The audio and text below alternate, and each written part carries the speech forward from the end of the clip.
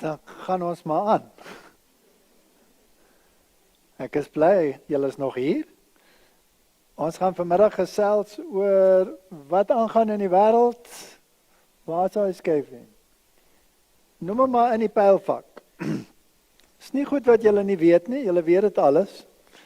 So dit kan dalk velig raak. Maar dis in 'n pakkie. En dis om toe en sê, vertel ons. Wanneer sal hierdie dinge wees en wat is die teken van die koms en van die volëinding van die wêreld? En Jesus antwoord en sê vir hulle, pas op, dat niemand julle mislei nie. Dis die heel eerste ding wat hy vir hulle sê. So die grootste teken van die tye is misleiding. Dis die grootste teken. So, ek wil nou nie, jy weet, iemand wees wat niemand ooit vertrou nie, maar as dit kom oor die dinge van die Here, wees maar versigtig, kyk of dit so is. Misleiding is 'n mega probleem. Nou daar is baie tekens wat die Here gee, en dan sê mense, ag, was nog altyd so. Soos ek vanoggend gesê het, daar was altyd aardbewings, daar was altyd dit, daar was altyd dit. Daar is geen sprake daarvan dat die koms van die Here naby is nie. En baie mense wil nie hê dat die Here se koms naby is nie. Hulle haat wat gebeur in hierdie wêreld, maar hulle verkies dit nog steeds bo die koms van die Here. Snaaks, né? Maar as jy die Here leer ken, dan gaan jy hou van sy karakter, en as jy hou van sy karakter, dan wil jy graag daar wees. So die tekens van die tye kan in verskillende kategorieë geplaas word. En die ding is, al hierdie kategorieë moet gelyktydig in plek wees voordat dit die einde is. En as jy dink aan die waarskynlikheid dat dit gaan gebeur, wiskundig bereken, die kanse dat al hierdie goed gelyktydig teenwoordig kan wees, is 0. Behalwe as dit profeties is. Dan is dit nie 0 nie. So, die tekens wat beskikbaar moet wees, is die fisiese omgewingstekens moet universeel teenwoordig wees. So, daar is fisiese goed wat gebeur, daar is aardbewings, daar is dit, daar is dat en die ander. Dis waaroor die mense die meeste spot. Die morele verval, soos in die dae van Noag, soos in die dae van Lot. Nou weerspreek die Bybel homself daar, of skryf die een neer wat die Here gesê het oor Noag, en die ander ene skryf neer wat hy gesê het oor Lot.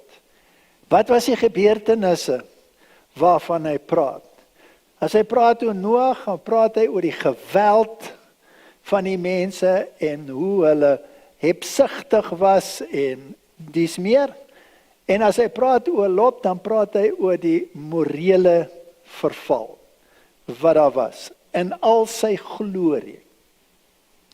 Mens kan mens nie voorstel dat mense sal sê, bring daai engele uit, ons wil hulle beet kry nie. Het is moeilik om jou dit voor te stel. Behalwe as jy weet, dat tot en met die tyd van Abraham, het die mens nog soos engele gelyk. Het julle dit geweet?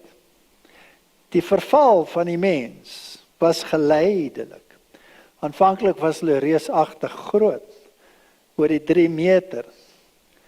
En dan geleidelik het hulle geval en geval. En vandag lyk ons soos ons lyk en ons dink ons is grand. Ons is niks grand met, maar tot en met die tyd van Abraham was hulle nog op dieselfde vlak as engele. Dis ongelooflik. So die morele verval moet universeel teenwoordig wees. Etniese konflik moet algemeen wees. Etnos teen etnos. Die politieke, profetiese prentjie, die politiese prentjie moet in plek wees. Die konings van die wêreld moet hulle mag aan die dier gee. Daar moet alles in plek wees. Die wond moet genees wees. dit wat van of aan 'n proses waar die kinders terugkeer na die moeder toe. Dis geweldige profetiese voorspellings. As jy dit vir Martin Luther gesê het, dan het hy in sy graf omgedraai. En dan die wetgewing aangaande koop en verkoop en die implementering van die merkteken van die dier moet ook in plek wees. Al hy goed gelyktydig. Wat is die kanse? Selfs al vat jy 50 jaar gelede sou mense gesê het, hierdie nommer 5 is onmoontlik. Onmoontlik, kan nooit gebeur nie. Of die politiese een. Waar kan 'n kerk nou ooit weer gesag hê oor die mensdom? Nonsens. Hierdie goed is kompliseer. Almal moet daar wees, almal in plek. So as ons lees daar van die tekens van die einde, toe hy op die Lyfberg gaan sit het en die disippels kom na hom toe, en hy sê vir hulle, pas op dat niemand julle mislei nie. Want hy sê, daar gaan baie kom in my naam en sê, ek is die Christus. En hulle sal baie mense mislei. En hulle sal hoor van oorloë, gerugte van oorlog. Pas op, moenie verskrik wees nie. Alles moet plaasvind. Maar dis nog nie die einde nie. Een nasie teen 'n ander moet opstaan, een koninkryk teen 'n ander. So dit is etnos teen etnos, een etniese groep teen 'n ander etniese groep. En een koninkryk, een nasie teen 'n ander nasie. Daar sal hongersnood wees, pestsiektes, aardbewings. Al die dinge is maar die begin van smarte. So as dit alles in plek is, dan begin die tyd van benoudheid wees. So waar is ons nou? Ons is nou net voor die begin van die smarte. Ek dink ons is in die klein tyd van smarte. So vind hierdie dinge plaas.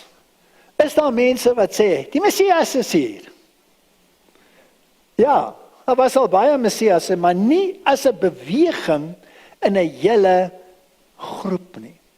Soos vandag nie. So die Messias, hy het gekom in 2001, maar het homself nog nie gemanifesteer nie. En hy gaan kom. So sê die rabbies. Hier is nog een, die top rabbi. Messias se naam gaan binnekort bekend gemaak word. En Rabbi Nir Ben Artzi, wat daar aan die regterkant is, daai ene, sê dat dit is nou die tyd. God is reg om die Messias bekend te maak. So hy soek vir eenheid. Dit is 'n vervulling van profesie. Die Here het gesê, dit moet in plek wees. En hier sien ons dit. Israeli rabbi het gesê, hy hou nou al vergaderings met die Messias. So as hy nou al vergaderings hou, dan is ek baie bly. So hierdie oomie hou vergaderings met die Messias. En hy gaan binnekort sy verskyning maak. Hy is al hier. Nou, hierdie ortodokse groepe is nie sommer randfigure nie. Hulle is kern van die beweging in Israel. Dit is 'n groot beweging. Daar gaan oorloë wees. Julle weet dit. Kom daar 'n nuwe wêreldorde na die Oekraïne. Jy weet, ek dink baie oor hierdie oorloë. En dit is nie die enigste nie, dis China en dis die Suid-China See en die probleme wat daar is. Die hele wêreld praat die hele tyd van oorlog. Nou die magtige Rusland, hoe lank dink julle sou dit hulle vat om Oekraïne te oorrompel?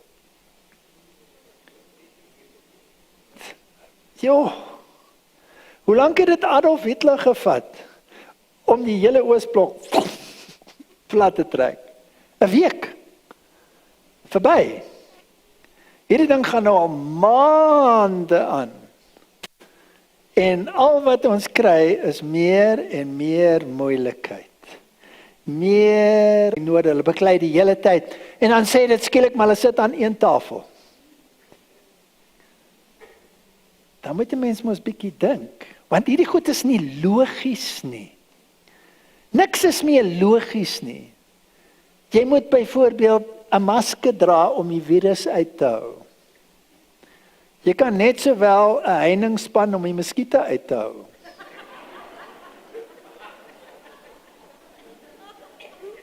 En is doodsake as jy die ding nie aan het nie. En dan in die vliegtuig is dit etenstyd, dan mag almal dit afhaal vir 2 ure. Die virus skrik om dood vir daai etenstyd. Dis nie logies nie. En as dit nie logies is nie, dan dink ek wil dit nie doen nie, want dit is stupid. En as jy dit nie wil doen nie, as jy in die moeilikheid, nee. Jy het agtergekom. Ja, ek wil nou nie verder daaroor ingaan nie, maar die logika bly ewers agterweë. Jy mag loop in die straat en jy moet die dekselse ding op hê.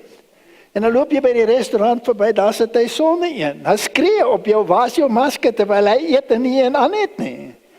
Dis breindood. Maar hulle kan dit nie sien nie. Op een of ander manier is hulle so gebreinspoel, dat die onlogiese 'n daadwerklike ding is. Ons was daar ons het 'n poging gehou in Springbok. Sy ry daar deur die agterwêreld. Daar by Namakoland en daai omgewing. Ek ry daar deur, ek sê stop, ek wil 'n foto neem. In die middel van nêrens, in die bos, stoksiel alleen, sit 'n boesman met 'n masker op.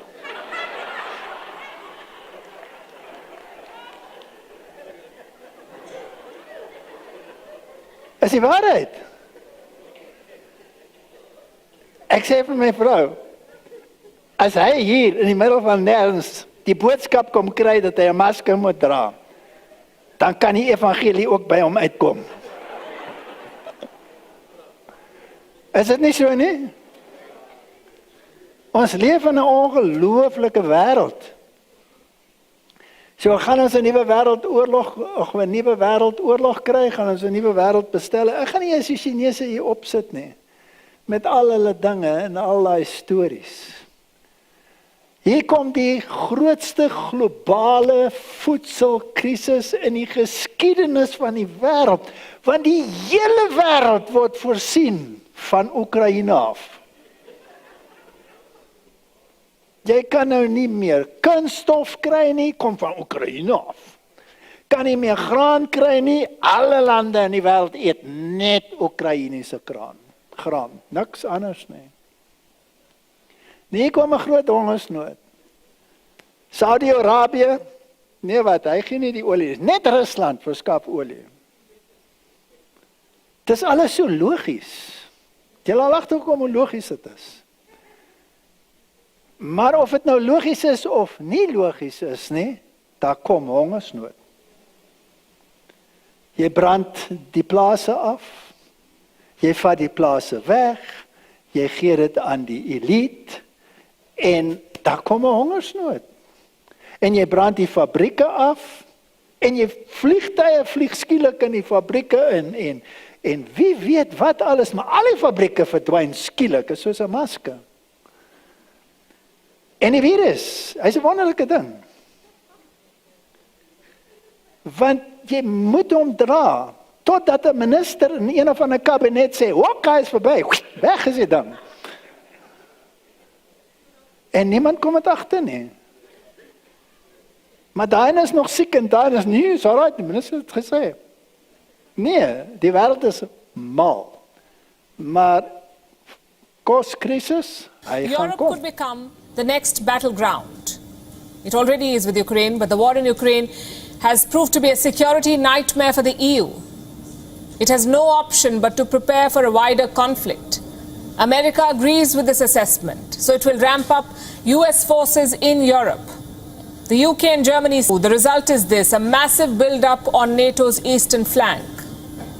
We've reaffirmed that our Article 5 commitment is sacred, and an attack on one is an attack on all, and we will defend every inch of NATO territory. Every inch of NATO territory. A total deployment of 5,000 troops.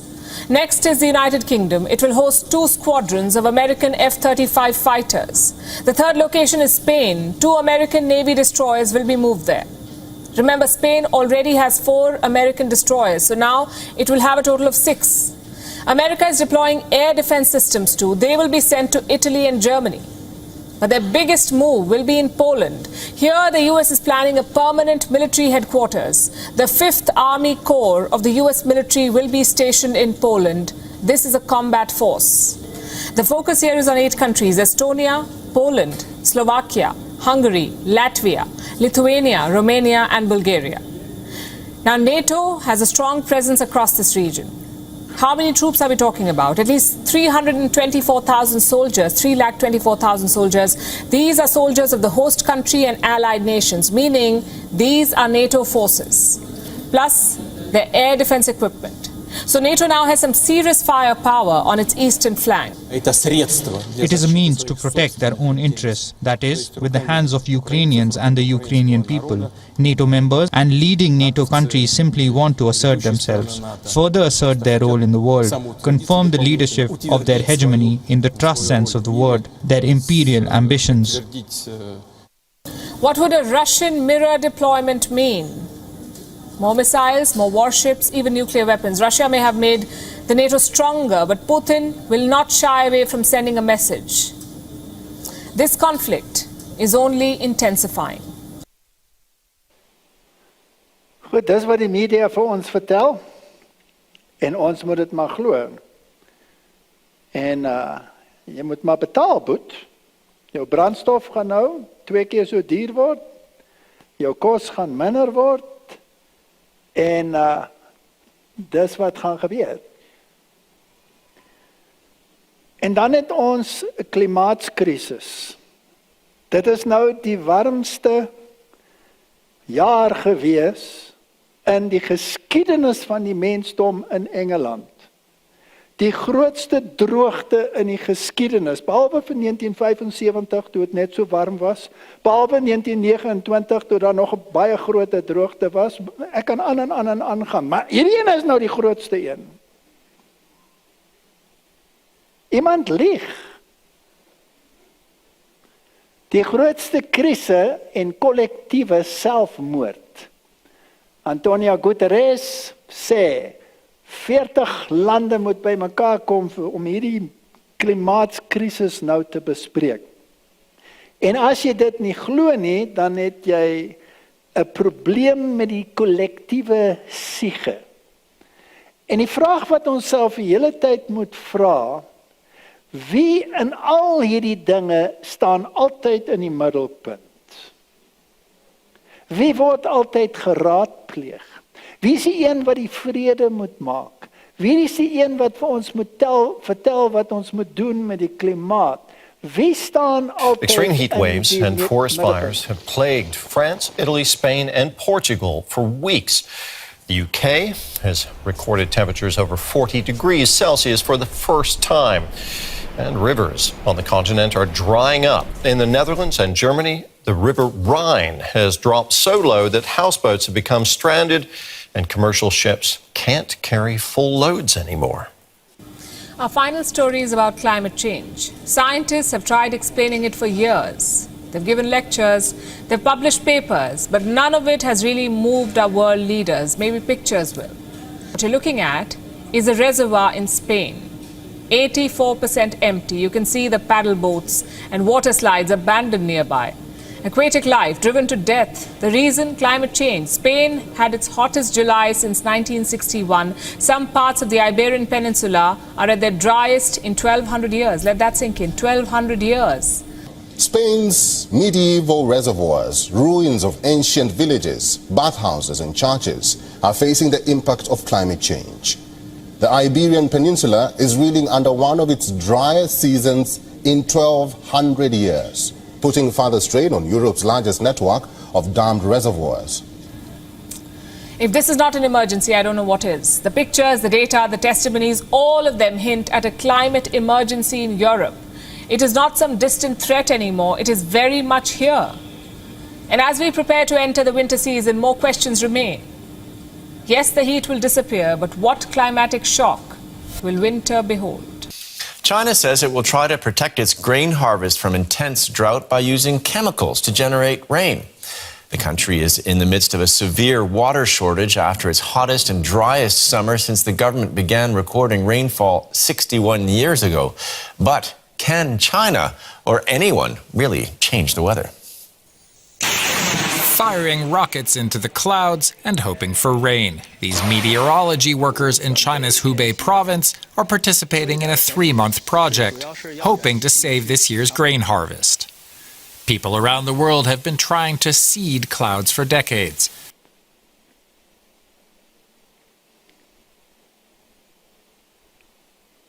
Genuinely cares about the environment would be absolutely thrilled about the fact that 2/3 of the Great Barrier Reef have shown the largest amount of coral cover in 36 years. Surely they would be happy about this outcome after all the doom and gloom predictions of the reef dying. But no, the media is desperately looking for any reason to present this as bad news. They're even fact-checking memes, mocking the persistently wrong climate predictions we've all seen over the past 20 to 30 years. I retweeted this meme and posted it on Instagram with this simple question: have the climate catastrophists ever got a prediction right? And you would not believe what happened next. I got this absurd fact check inverted commas, claiming the meme appears to downplay the damage climate change can cause coral reefs by comparing two tweets. Of course, this activist article posing as a fact check did not have a byline. The cowards pushing this nonsense just want to scare the social media sites to not even allow any dissent, not even if it's a joke. So let's get a man who is an actual scientist and who puts his name to his work. He's a marine physicist and author, Peter Ridd. Thank you so much for joining me tonight.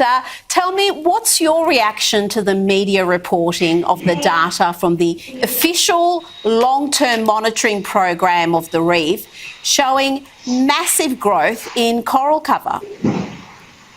Well, that wasn't a fact check, that was a fact twist. And really all they said when you actually read it is you've just got to believe the experts. The experts still say that the reef is doomed. And the reason that they sort of managed to get to was because now we've got too much this supposedly fast-growing corals that takes 5 to 10 years to grow. And they sort of ignore the fact that they've been telling us we've had 4 massive bleaching events in the last 6 years. And this is the sort of coral that's grown back, and that now, because we've got too much of this coral, we're now even more susceptible to the climate change like we've had in the last 5 or 6 years. So there's a sort of circular argument here that just doesn't work at all. Goed, wat het ons nou geleer? Dis maklik, hulle lieg vir ons. Dis wat ons geleer het. Want as jy kyk na enige een van hierdie verskynsels, hulle het gesê hierdie ding gaan verdwyn. Nou groei hy beter as ooit van tevore. Nou sê hulle, omdat hy beter groei as ooit van tevore, is dit as gevolg van climate change, die hele wêreld gaan in mekaar insak. Dis 'n sirkelargument. Hulle wys vir ons altyd hoe daai ysblokke in die see inval. Dis die einde van die wêreld, het julle geweet? Het julle geweet dat dit elke jaar gebeur, omdat die ys elke jaar smelt as dit somer word? Het julle geweet dat ons 4 keer 'n jaar climate change het? Mens noem dit herfs, winter, somer. Hierdie goed gebeur. Het julle gehoor dat hy in die vorige een gesê het, vir die eerste keer is die temperatuur oor 40 grade. Vir die eerste keer. Hier is die grafieke. Daar is die modelle wat hulle gebruik vir klimaatsverandering. Daar is die konsensus van die media.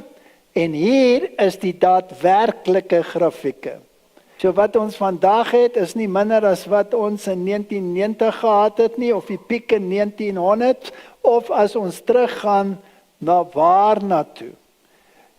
So hulle kan nie meer klimaatsverwarming gebruik nie, nou moet hulle maar sê klimaatsverandering. Dis ongelooflik.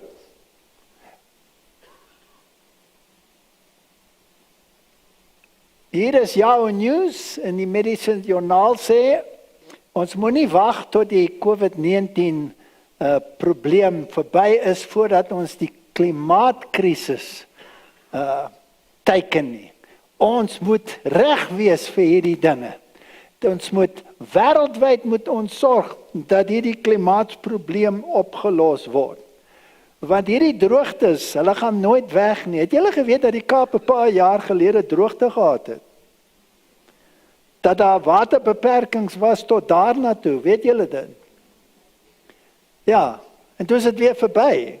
Ongelukkig was dit nou klimaatsverandering van niks reën na baie reën.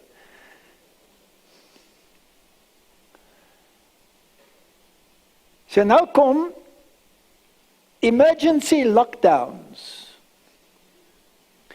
President Biden het gesê, ons het 'n klimaatkrisis, ons is nou in die rooi sone. So nou moet ons saam met die klimaat ook 'n gesondheidskrisis hê. Want jy kan nou gediagnoseer word in die mediese wêreld met klimaatsiekte. Dis nie 'n grap nie, dis waar. Jy kan nou gediagnoseer word, jy ly aan klimaatsiekte. So ek stel voor julle neem deel aan hierdie speletjie en kry so baie verlof van die werk soos moontlik. Sê julle het 'n klimaatsprobleem. So die joernaal Nature sê dat die lockdowns was baie goed, want jy weet, dit beïnvloed jou persoonlike koolstofdioksied produksie. Het julle geweet, die Here het ons gemaak om koolstofdioksied uit te asem as ons suurstof inasem? Het jy geweet, hy het die plante gemaak sodat hulle koolstofdioksied opneem om voedsel te produseer? So wat ek uitasem, wil die plant graag opneem. Dit is 'n siklus. Ons noem dit die koolstofsiklus. Maar hulle wil nou 'n monitor op julle mond sit, en ek weet nie waar nog, om te monitor hoeveel koolstofdioksied julle produseer, en dan moet jy belasting betaal daarop. Is nie 'n grap nie, is die waarheid, dis wat hulle wil doen. En hulle moet jou hoeveelheid wat jy produseer moet ingeperk word, want jy dra by daartoe. Het jy geweet dat koeie nou moet maskers dra? In Europa, hulle dra nou maskers, nie vir koolstofdioksied nie, maar vir die stikstof wat hulle uitasem, want dit is ook 'n ding wat bydra tot klimaatsverandering. So die koeie is 'n probleem, die diere is 'n probleem. Dit moet gewysig word. Het julle geweet dat koolstofdioksied is in ekwilibrium met die oseane in terme van hoeveel opgeneem word deur die oseaan en hoeveel nie? En as daar baie is, dan floreer die alge, en as daar alge is, dan floreer die algevreters en die walvisse, en alles is baie gelukkig, en dat daar 'n dinamiese uitreiling tussen die twee is, maar nee, daai wetenskap gooi ons alles in die see, en ons konsentreer net op asemhaling. So binnekort, as dit wet word, dat jy ten minste 2 ure 'n dag nie mag asemhaal nie, moenie skrik nie. Hulle sal natuurlik sê, dit affekteer vir al die ou mense.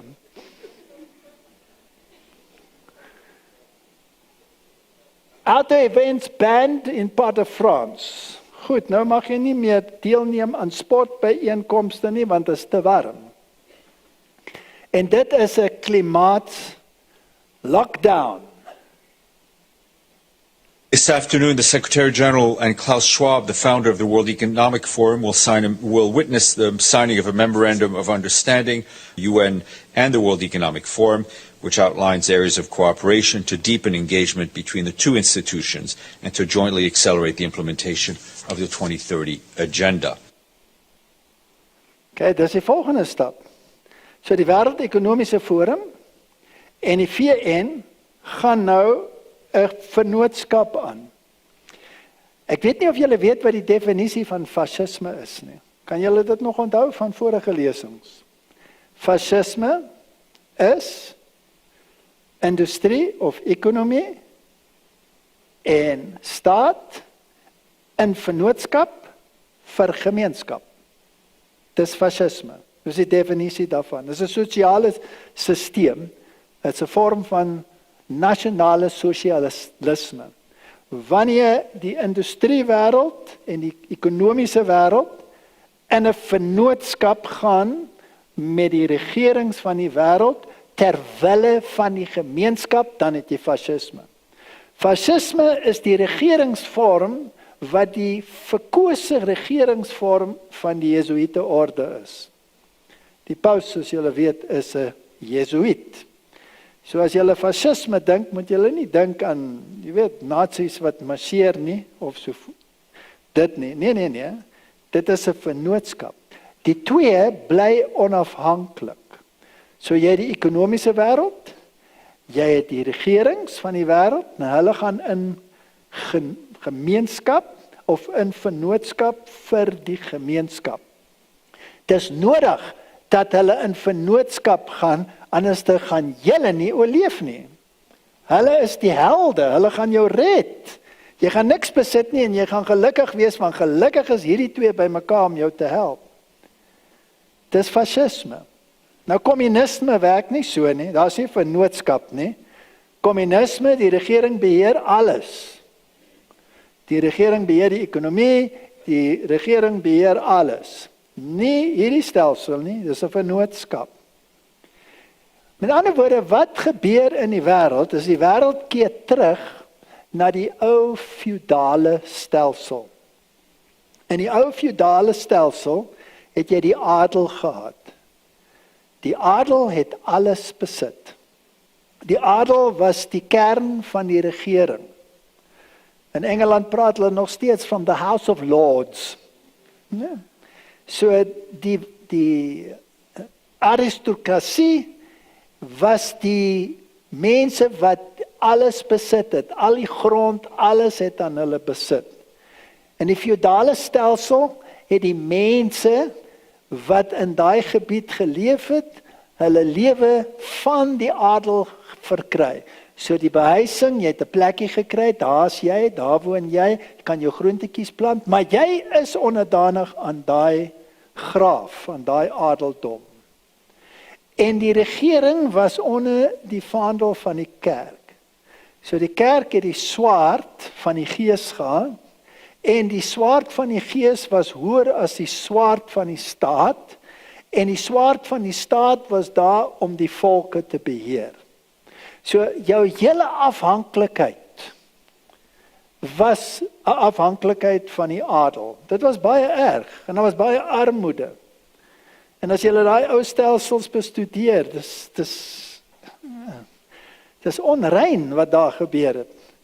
Het julle al gehoor van, kom ons vergeet dit maar, of miskien vergeet dit nie. Die adelpenny, het julle al van hom gehoor? Die adelpenny. Nou in die ou kastele was daar mos altyd so 'n plek waar dit so uitgebou is, nee. Nou dis waar die adel, as hulle nou klaar geëet het, hulle besigheid gedoen het. Vandag het ons toilette. En daai het jy daar in daai dingetjie gestaan en dit het maar daar afgeval. Nou as jy baie arm was, dan het jy daar onder gaan staan. En top, dan val dit op jou kop. Dan was jy volgens wet geregtig om te klop aan die deur en te sê, kyk, hier's 'n klomp olie op my kop. Dan moes hy vir jou betaal daarvoor. Dit was die adel geldeenheid wat hy dan vir jou gegee het. Maar jy was so afhanklik dat as jy so arm was, dan moes jy self die nonsens vat van die adel om te kan oorleef. Dit was die feudale stelsel. Daai stelsel het verdwyn. Oor die jare het jy die opstand van die algemene massas gehad. En in Martin Luther se tyd was daar 'n mega opstand wat toe onderdruk is. En baie mense is dood, maar daai stelsel het toe verdwyn. Daai selfde stelsel word nou weer ingestel op 'n ander vlak. Die adel word vervang deur die korporasie. So die industriële korporasies van die wêreld is die nuwe adel. Daai adel is onderhewig aan die kerk. Was al die groot ekonomiese rolspelers by die Vatikaan, ja of nee? Het hulle 'n ooreenkoms geteken? Ja. So hulle is die nuwe adel. So 'n groot maatskappy, wat dit ook al is, 'n brandstofmaatskappy, voorsien vir sy werkers alles wat hulle nodig het. Lyse, hulle dit, hulle dat, hulle werk vir die maatskappy. Hulle is basies gebind aan die maatskappy, soos in die ou dae was jy gebind aan die adel in jou spesifieke distrik. En dis hoe dit werk. En hulle is in vennootskap met die regering. Met ander woorde, die feudale stelsel is in 'n nuwe vorm nou weer gestig. Is julle met my? Goed, kom ons gaan verder. And I have to say, when I mention now names like Mrs. Merkel, even Vladimir Putin and so on, they all have been young global leaders of the World Economic Forum. But what we are very proud of now is the young generation, like Prime Minister Trudeau, President of Argentina and so on, that we penetrate the cabinets. So yesterday I was at a reception for Prime Minister Trudeau, and I know that half of this cabinet, or even more half of this cabinet, are for our actually young global leaders of the World Economic Forum. And that's true in Argentina too. Wow. Yeah. Sorry. That's true in Argentina as well. It's true in Argentina, and it's true in France now. I'm with the president, who is a young global leader, but what is important for Goed, is maar net om te wys dat die regerings van die wêreld en die ekonomiese wêreld is een. Soos hy sê, Trudeau en sy hele kabinet, of ten minste meer as helfte van die kabinet, is deel van hierdie nuwe pakket. En of hy nou praat van Frankryk, selfs Rusland, hy noem Putin in sy gesprek. Hulle is almal deel van dieselfde organisasie en almal het 'n konkordaat met die Vatikaan. So die stelsel word weer ingestel.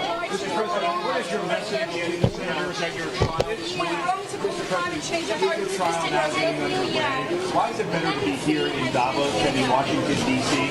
Well, we're here meeting with world leaders, the biggest, most important people in the world, and we're bringing back tremendous business in the United States, and they're all here to see. I'll be making a speech, and then we'll be leaving shortly. But I think it's very important. The other's just a hoax. It's the witch hunt that's been going on for years, and frankly, it's disgraceful. But we look forward to being here. Klaus has done a fantastic job. And again, we're meeting with the biggest companies in the world, the biggest businesses in the world, and world leaders, all for the benefit of the United States. We look forward to the meetings. Why not have witnesses? What's rights on climate change, Mr. President? Well, I'm a big believer in the environment. The environment to me is very important. Thank you. Goed, so selfs Donald Trump sê, hy is in vennootskap met Klaus Schwab. So of hy weer die volgende president word of nie, is nie ter sake nie, die stelsel is in plek. Maak nie saak wie kom nie. Omgewingsake bly belangrik.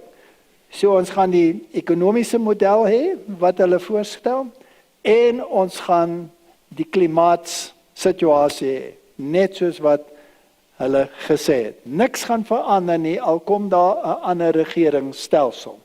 En dit is belangrik om te weet. Ramaphosa, as ons maar na Suid-Afrika toe gaan spring, hulle het 'n konkordaat met die Verenigde Nasies, dat hulle sal onderdanig wees aan die internasionale besluite wat daar geneem word. So die hele wêreld is verknoop in hierdie ooreenkomste. En niemand is meer onafhanklik nie. Nou die Bybel sê, die konings van die wêreld gee hulle mag aan die dier. So hierdie dinge moet in plek wees. En hier vir die eerste keer in die geskiedenis het ons al hierdie moontlikhede. better. To build back better. Build back from this global pandemic. Build back better. Build back better. Building back better. To build back better. Build it back better. And build it back better. Build back better. To build back. Build back better. It's about building this country back better. Build back better. Building back better. Build back better. Some would say to build back better. We would say to really have a great reset. Net om vir dat te wys, hulle praat almal dieselfde taal. Maak nie saak of jy nou met die prins van Engeland praat, of met daai man wat ons nou net gesien het. Daar's baie mense wat hom spot oor sy aksent. Ek is ook 'n Duitser. Ek kan ook praat soos hy as ek wil, maar ek sal nie. Maar die interessante ding is dat die stelsel wat hulle aan mekaar sit is fascisme. En dis wat die nazi-stelsel was. Is presies dieselfde. Natuurlik sal hulle nie erken dat dit is nie, maar dis presies wat dit is. So, hulle maak grappies daaroor en hulle sê nee, build back better, nie plug back better. En mens kan nie die logika verstaan nie. Daar's 'n oliekrisis en hy maak die oliepyplyne toe. Want dis 'n klimaatsverandering. Maar die grafiek is nog presies dieselfde. Die klimaatsverandering is net in modelle, maar nie in die werklikheid nie. So wie beplan en hoekom So what beplan is hulle? Europe doing to stave off the crisis? It is slashing energy consumption. Germany has switched off street lights. France has banned illuminated billboards. Italy has extended the life of coal power plants. Spain has limited air conditioning at airports. Germany is undertaking a raft of measures. They include a ban on heating private swimming pools, a ban on heating at some public buildings, lowering the minimum office temperature to 19 degrees Celsius, and switching off most streetlights. Same story in France. In Italy, where elections are due in September, the authorities are treading carefully. Their energy savings plan includes steps like extending the life of coal plants, temporarily halting work at factories, and shortening heating hours at workplaces. In Spain, which is not as dependent on Russian energy supplies, the reserves are being safeguarded in case the war spills over. These 4 countries are not alone. They're joined by several others in reducing energy consumption, like Switzerland, Finland, Sweden, Denmark, the Netherlands, Austria, and Greece. Julle het gedink hierdie probleem is net in Suid-Afrika, né? Hoeveel biljoene het Suid-Afrika gekry om die stelsel te verander? Gaan dit vinnig verander? Nee, want daar is 'n plan. Daar is 'n georgestreerde plan. So met ander woorde, ons moet hierdie chaos hê in die wêreld. Die Bybel sê die chaos gaan daar wees, maar die Bybel sê nie hoekom die chaos daar gaan wees nie. Hy sê net dit gaan daar wees. En ons kan die chaos sien. As ons nou gaan na Openbaring 18, dan lees ons in Openbaring 18 dat die handelaars van die wêreld gaan verslaaf wees wanneer Babylon val. Hoekom? Want hulle is verstrengel in die Babyloniese sisteem. En wie het daai Babyloniese sisteem opgestel? Die leiers van die Babyloniese sisteem. Met ander woorde, hulle het almal 'n konkordaat met die pausdom. Die tweede ding wat in die wêreld moet gebeur, is die morele verval, soos voorspel in die profeseë, universeel teenwoordig wees. En uit daai morele verval moet daar uiteindelik 'n nuwe stelsel kom wat die eerste dier eerbiedig. So kom ons kyk 'n bietjie daarna. So nou word jy $1000 gestraf as jy speelgoed skei op grond van geslag. Jy mag nie 'n karretjie en 'n poppie skei nie. Jy mag nie sê dis vir meisies en dis vir seuns nie. Het julle geweet dat julle nou etlike jare moet wag om te weet of julle 'n seentjie of 'n dogtertjie het? Want julle moet wag tot die dogtertjie vir jou sê, hey, ek is eintlik 'n seentjie. En jy mag nie meer pink of blou vat vir die geleentheid nie. Jy moet wag tot jy bepaal het wat dit is. So die koningsgesin het gesê, hulle gaan nou eers wag om vir ons te sê wat die volgende kind is. So dis hoe absurd die wêreld begin word. Maar daar's 'n doel daarmee. Gay polymorphous throuple. Jy al so iets gehoor? So dit is meer as een pa waarvan die een nie weet of hy 'n meisie of 'n seentjie of wat ook al is nie en die ander een nog minder. En uiteindelik het jy hierdie goed wat alles wetties word. Dit is regverdig of geregverdig om 'n baba dood te maak al is hy al gebore. Want jy kan bepaal dat jy die kind nie wil hê na geboorte en dan geld dit nog as 'n wettige abortus. En dit is wat mense wat halfdenkend is tot die punt bring waar hulle sê so ver en nie verder nie. Ek noem dit die pendulum swai ideologie en die Satan is 'n meester daarmee. Hy laat die pendulum swai sodat dit so belaglik word dat die mensdom sê nee. Dan los hy daai pendulum en hy swaai na die ander kant toe.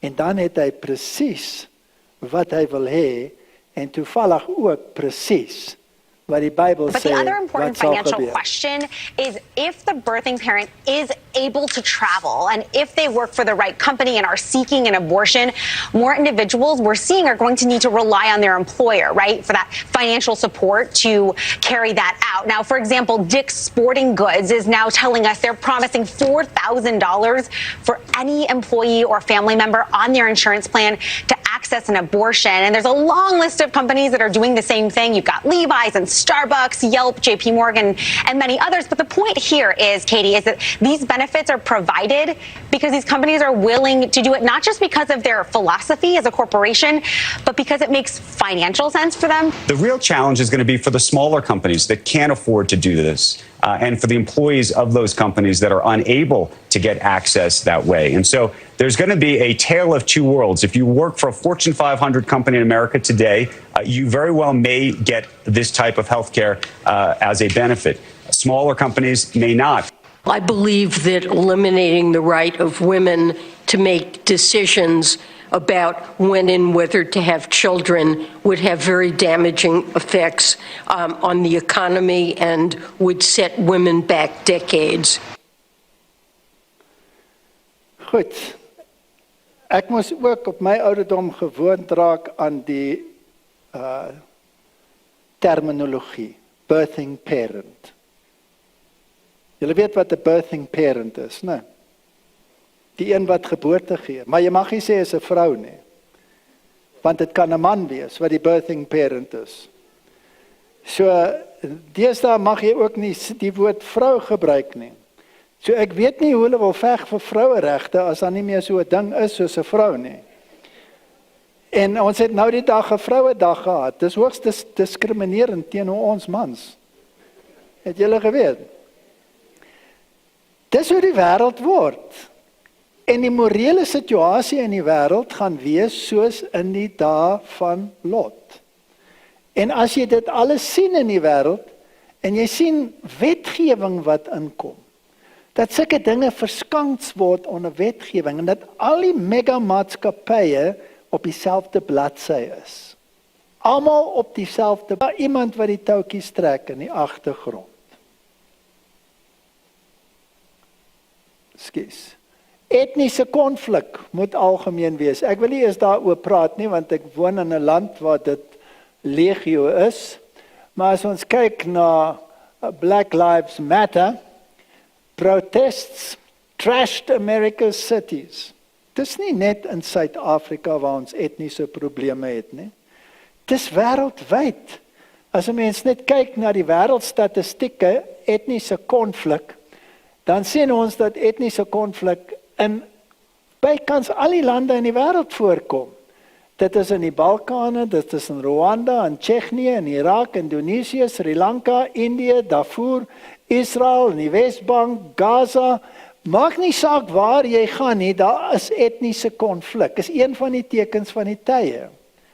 Etnos teen etnos. Is dit daar in die wêreld? Ja. Wat laat 'n mens styg bo etniese konflik?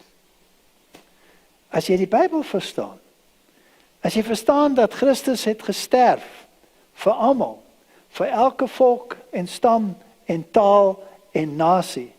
Dis die enigste ding wat mens laat uitstyg oor hierdie denkwyse.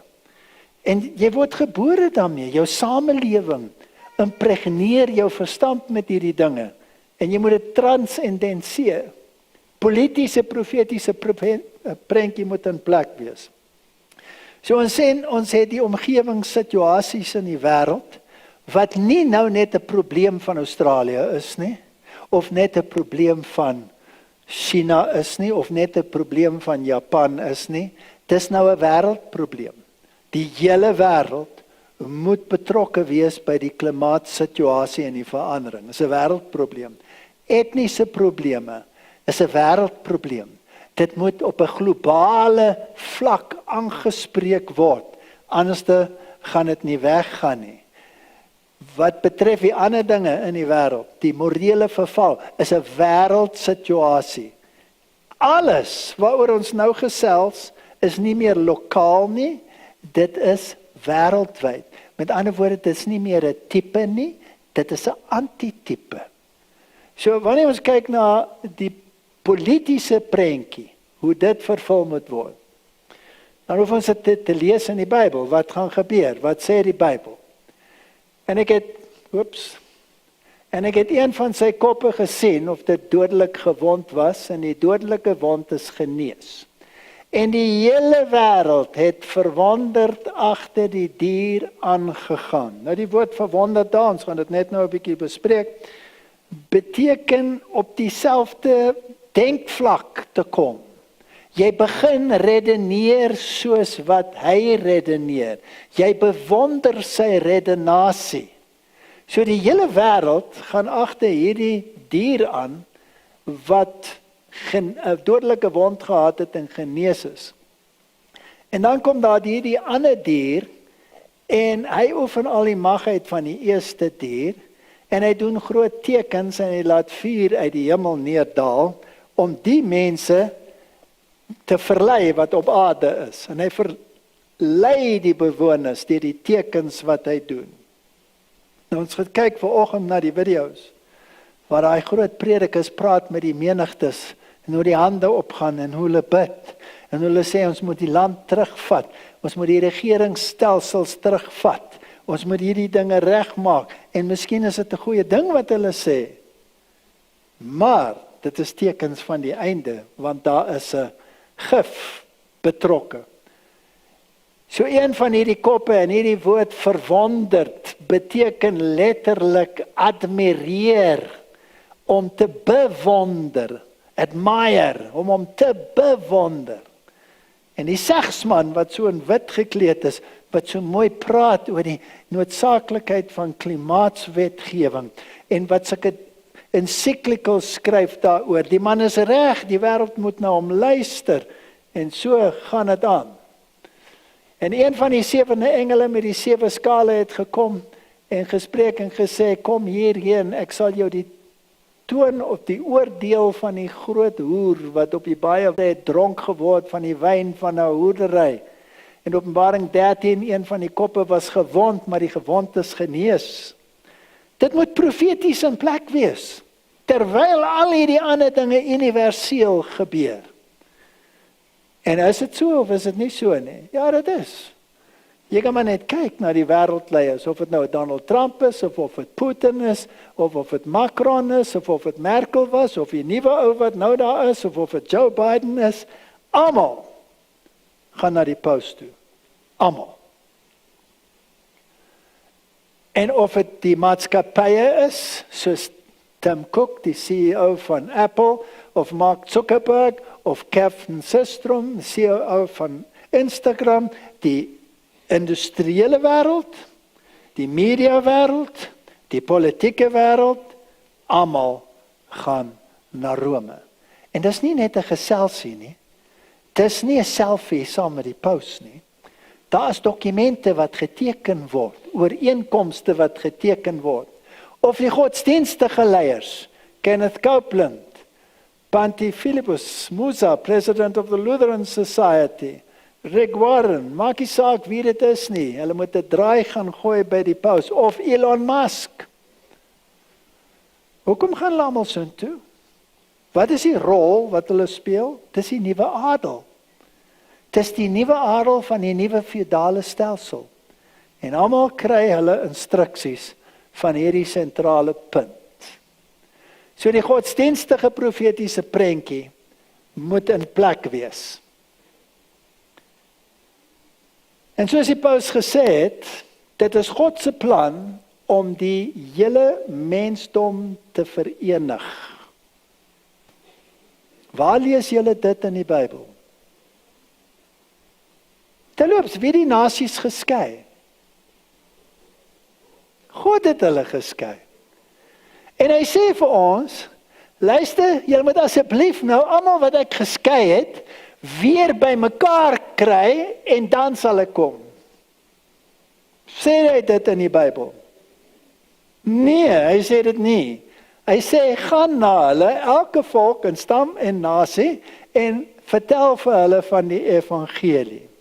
En in elke volk en stam en nasie, sal mense die evangelie aanvaar, en hulle gaan broers en susters in Christus word. Dis hoe dit werk. En die koninkryk van God is soos gis, wat 'n vrou weggesteek het in 'n klomp deeg. Het julle al ooit daaraan gedink, hoekom dit sê, dis 'n klomp gis wat 'n vrou weggesteek het in 'n klomp deeg. In die eerste plek, hoekom moet dit net 'n vrou wees? Mans bak ook brood, ek bak brood. Dis diskriminasie teen my geslag.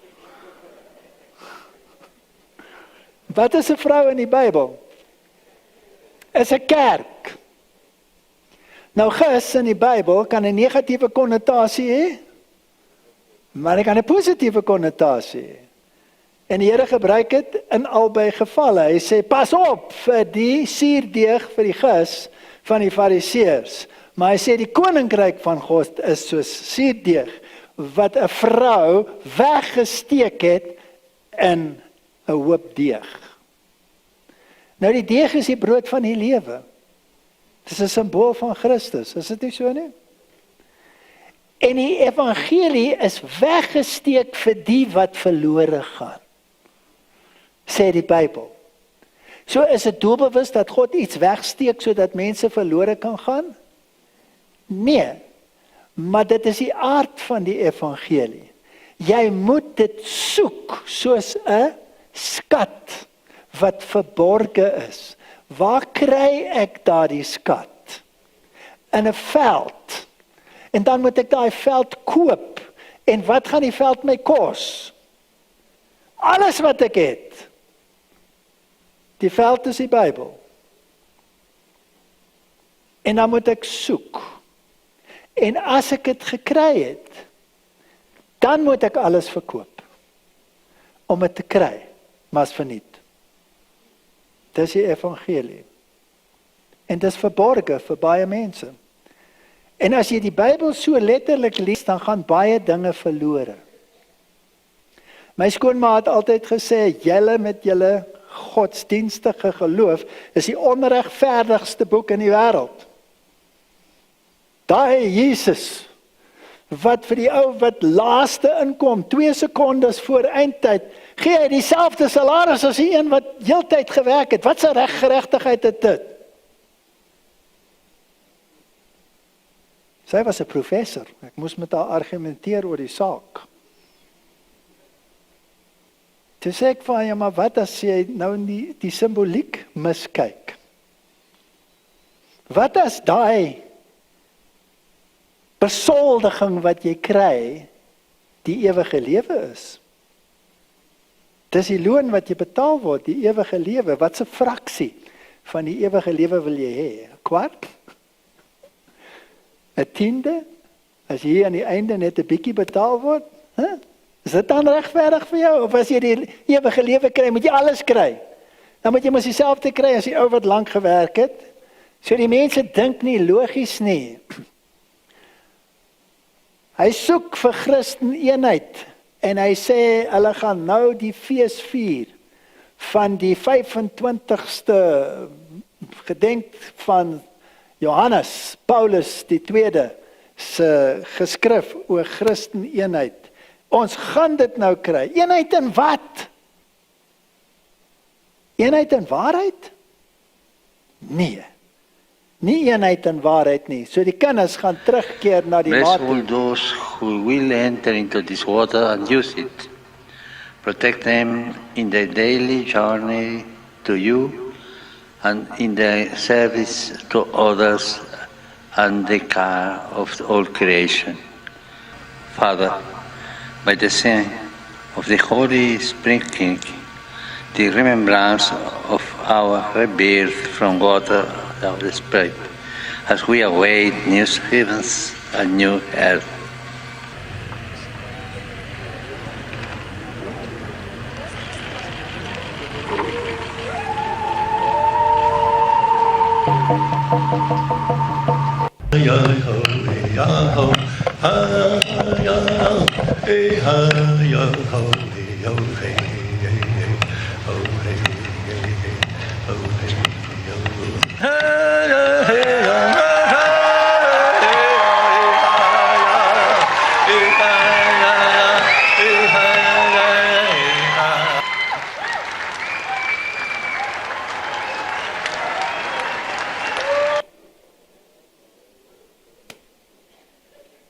Julle weet wanneer dit plaasgevind het nou.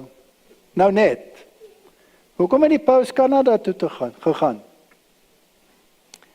Want duisende klein kindertjies is gemolesteer deur die stelsel. Hy het om verskoning gaan vra. Gelukkig het hy daarom daai rivier geseën. As dit nie daarvoor was nie, was dit nie eens meer die moeite werd om Kanada toe te gaan nie, want nou kan julle na daai rivier toe gaan. Ek wil nie spot nie, maar is dit eenheid in waarheid? Nee, wat is waarheid? Ek is die weg, die waarheid en die lewe. Niemand kom na die Vader behalwe deur my nie. Glo hierdie mense in Christus? Nee, net so min soos die Sangoma. Net so min. So, hier is 'n probleem.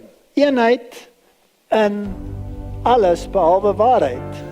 Al rezar a Dios siguiendo a Jesús, nos unimos como hermanos con los que rezan siguiendo otras culturas, otras tradiciones y otras creencias. Somos hermanos que oramos.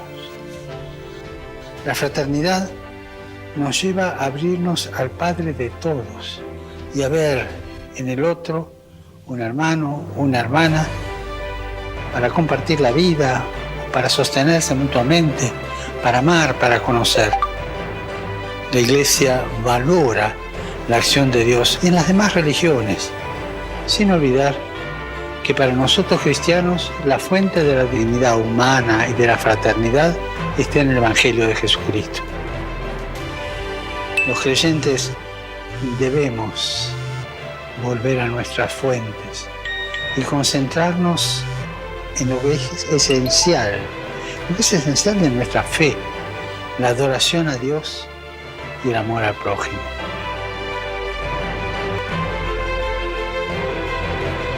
Recemos para que el Señor nos dé la gracia de vivir en plena fraternidad con los hermanos y hermanas de otras religiones, y no andar peleando, y rezando unos por otros, abriéndonos a todos. Daar is die eenheid. Die eenheid van die godsdiens.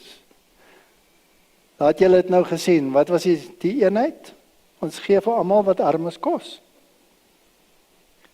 Daar was 'n Jood, daar was 'n Moslem, daar was 'n Christen. Voorheen was die Indianers, Samane. En ons is almal een groot broederskap. Ons is almal een, ja, in Adam. Maar ons is nie almal een in geloof nie. Nou die vraag is,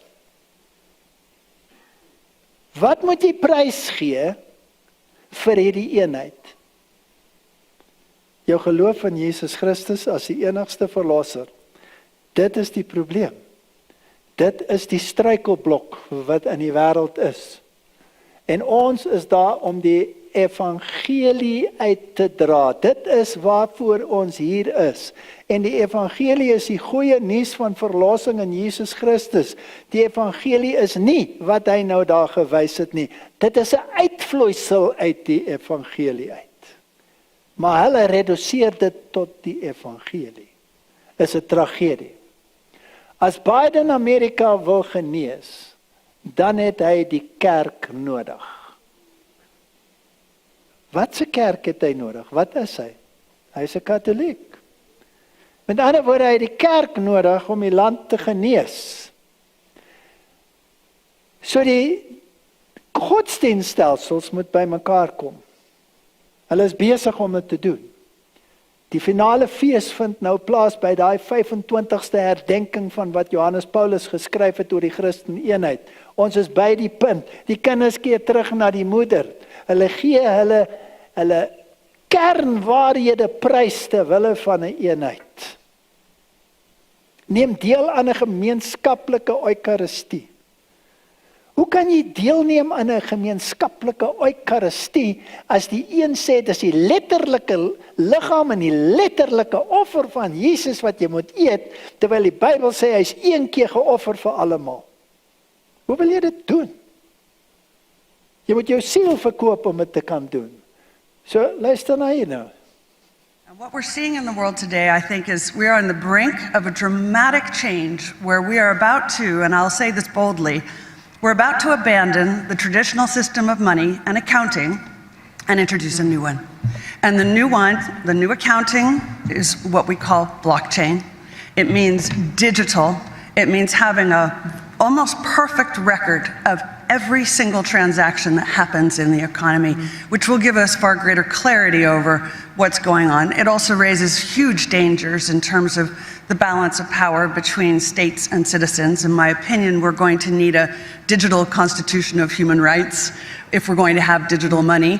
But also, this new money will be sovereign in nature. Most people think that digital money is crypto and private. But what I see are superpowers introducing digital currency. The Chinese were the first. The US is on the brink, I think, of moving in the same direction. The Europeans have committed to that as well. And the question is, will that new system of digital money and digital accounting accommodate the competing needs of the citizens of all these locations so that every human being has a chance to have a better life? Because that's the only measure of whether a world order really serves. So now is the time to think through, how will we solve this? And that will be part of the answer of what will the new order work like. Very soon people will walk around with biometric sensors on or even inside their bodies, and will allow Google or Facebook or the Chinese government or whoever to constantly monitor what's happening inside my body. Whole idea that humans have, they have this soul or spirit and they have free will and nobody knows what's happening inside me. So whatever I choose, whether in the election or whether in the supermarket, this is my free will, that's over. We have the technology to hack human beings on a massive scale. New surveillance technologies that are now deployed just to deal with the coronavirus outbreak. When it's over, some governments may say, yes, but there is a second wave of corona coming, so we have to be prepared. And there is Ebola, and there is also regular flu. Why not protect people against that too with this new surveillance system? So the tendency would be to prolong it indefinitely. Also, it's the moment when surveillance goes really under the skin. Governments are now not just interested in where we go and who we meet, but even in what's happening inside our bodies. So die meganisme om te beheer wat jy koop en verkoop, is dit in plek? Okay. Is the European Union on its way to becoming a surveillance society like China? The European Digital Identity. This cheery introduction to the EU's upcoming digital identity program tells citizens that it will make their lives easier while keeping them safer online. It's already under attack in the European Parliament as something that would be ripe for government abuse. One of its chief critics, European Parliament member Christian Turres, was born in communist Romania and has long been warning of the EU's so-called Chinification. Clearly, we are witnessing right now the Chinification of Europe, because we see what is happening in China right now with the social credit score, where the government is monitoring and surveilling all the people from the beginning to end. This is what makes the difference between a tyranny and democracy. When you know everything about what your government does, that's democracy. When the government knows everything about you, that is tyranny. Hy is nie die enigste een nie. Billionaire globalist corporations will own everything. Homes, factories, farms, cars, furniture. And everyday citizens will rent what they need, if their social credit score allows. The plan of the Great Reset is that you will die with nothing. To pull off this evil plan, Klaus Schwab's World Economic Forum will need to take more than just material possessions from Australians. Senators in this very chamber today who support the Great Reset threaten our privacy, freedom and dignity. Yes, they're in this Senate chamber. Very soon, government will tell our farmers what they can grow and punish Australian consumers if they buy the wrong things. This has already started, with frightening reforms scheduled for Australian agriculture. The dream of micromanaging individual carbon emissions hinges on the soon-to-be-passed so-called Trusted Digital Identity Bill. It is only through the relentless digital stalking of citizens that the Liberal Nationals government can micromanage purchasing choices. Australian banks have already shown a keen interest in the Trusted Digital Identity Bill, saying it will, quote, allow them to create a rich view of their customers. These are the same banks that already list climate risk as a means to deny loans. Met ander woorde, hy sê presies wat ek net nou gesê het. Die korporasies word die nuwe adel en hierdie stelsel is in plek. Nou wanneer wil hulle dit in plek hê?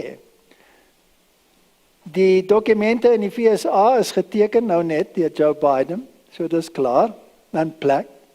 Die stelsel kan in plek wees binne die volgende paar maande. Dan is dit wêreldwyd 'n realiteit. Big business gets its wings as leaders from major US companies partner with Pope Francis. Ek hoef nie eers daaroor te praat nie. Hulle was almal daar, hulle het hulle bevele gekry, hy het vir hulle gesê wat hulle moet doen. En wat is sy gesindheid? Hy sê nee, is reg. Kyk maar wat die ander mense doen. Luister maar af wat hulle sê. Is reg. Dis hulle gesindheid. Geen privaatheid nie. Geen onafhanklike denke gaan toegelaat word. Nou in die ou dae, as jy gaan terug na die tyd van Herodes. Herodes het die grootste geheime polisie gehad in die geskiedenis van daai antieke wêreld. Hy het geweet wat elke enkele mens doen en dink. Hy het hulle laat arresteer as tot hulle dood was agter perde aan. Dis hoe hulle was in die verlede. Hoe die Nazi's dit gedoen, net die Gestapo. Hulle het presies geweet wat jy dink, wat jy sê, waar jy is, en as jy iets verkeerd gesê het, dan het hulle jou kom haal in die middel van die nag. Wat het die KGB gedoen? Hulle het dieselfde gedoen, hulle was baie effektief. Sonder hierdie tegnologie. Hoe gaan hulle wees met die tegnologie?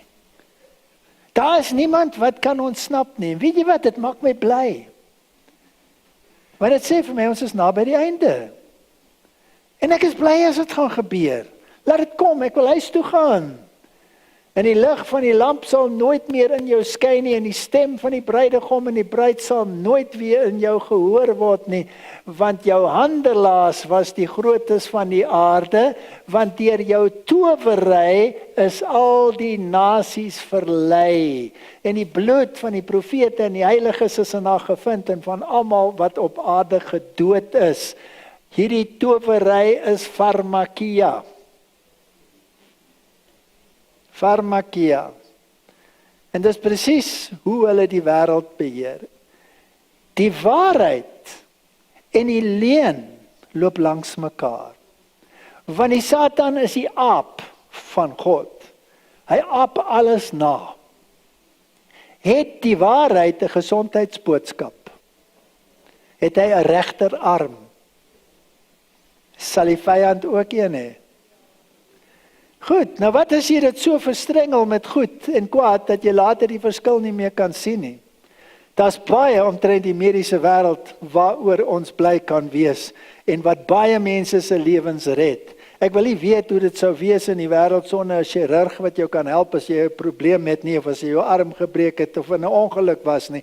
Daar's honderde goed wat hulle doen, wat hulle jou mee kan help. Maar dis net so waar, dat die farmakia wat hulle vir jou gee, nog meer dodelik is as ander goed wat hulle vir jou kon gee. So die waarheid word verstrengel met die leuen, want Satan weet, hy kan jou nie met uitsluitlik leuen oorrompel nie. Hy moet altyd die leuen meng met die waarheid. Dis soos 'n parasiet op 'n hond se rug. En dis hoe hy werk. COP26 did not go far enough. It's time to take the Pope's approach on climate change. Dis tyd, 2015 het hy uitgekom met sy encyclical, en dit is nou tyd. Die katholieke kerk het by die regte punt begin as dit kom by die sosio-politiese orde. Die wêreld het dit nie gevolg nie. Hulle sê, ja, ons stem saam met die klimaatsverandering, maar jou stelsel wil ons nog nie toepas nie. Nou is hulle reg vir die stelsel toepas. Wat sê hulle verder? Rome is die een wat ons gaan sê hoe ons hierdie klimaatsverandering moet hanteer. En ons moet ons stelsel baseer op daai geskrif van Francis, naamlik Laudato Si. En derhalwe moet Sondag 'n realiteit wees. Sondag is 'n dag vir gebed. Nie vir inkopies nie, sê die Poolse staat. Wanneer is dit? Dis nou, 27 Augustus 2022. Hulle het dit van tevore ook gesê. Maar nou begin die hele wêreld dit sê. Nou begin dit meer en meer. Churches Together, April 21, oor godsdiens, oor toewyding, oor te praat, oor klimaatsondag. Ons moet dit invoer. Dit is die oplossing vir die probleem. Francis, a Pope who saves the creation. Ons gaan na 'n ekologiese ramp toe. Het is interessant dat toe die velde in Job se tyd weggespoel is, toe was dit nie klimaatsverandering nie, né? So Lukas 21 vers 28, en as hierdie dinge begin gebeur, kyk dan na bo en hef julle hoofde op, omdat julle verlossing naby is. So my vraag vanaand aan julle is die omgewingsaspekte waaroor die Bybel praat in Matteus 24 in plek universeel, ja of nee? Is die probleem nou kampsdag so groot, dat 'n staat op sy eie dit nie kan hanteer nie, maar dat alle wêreld wees en saamwerk om die probleem te trotseer, ja of nee? Het hulle dit reg gekry? Ja. So as iemand in Rusland hoes, dan betaal julle R1000 meer vir 'n tank. Is dit so? Dis hoe dit werk, ja. So die omgewingssake is in plek. Is die morele verval wêreldwyd so erg dat dit is soos in die dae van Lot? Is die geweld so erg dat dit is soos in die dae van Noag? Ja. Is die politieke stelsel so geïntegreer saam met die pausdom dat hulle self nie meer kan ontkoppel nie, ja of nee? Is die kerke betrokke deur die ekumene en deur die omgewingsake en al die dinge? Is hulle betrokke en sê dieselfde ding en sing dieselfde dingetjie, ja of nee? Ja. Is die meganisme om dit toe te pas wat die Bybel van praat, Sondag wetgewing, verskans in wetgewing, en as jy daarteen praat, kan jy nie koop en verkoop nie. Is dit in plek? Waarvoor wag ons dan? Die laaste gebeurtenisse, lig julle koppe op en wees verheug, want die einde is naby. Nou, ek is nie 'n doemprofeet nie, ek lees maar net wat die Bybel sê. En dan vat ek wat gebeur in die wêreld en ek sê, maar kyk hier. Weet julle, dis die enigste boek, hierdie ene,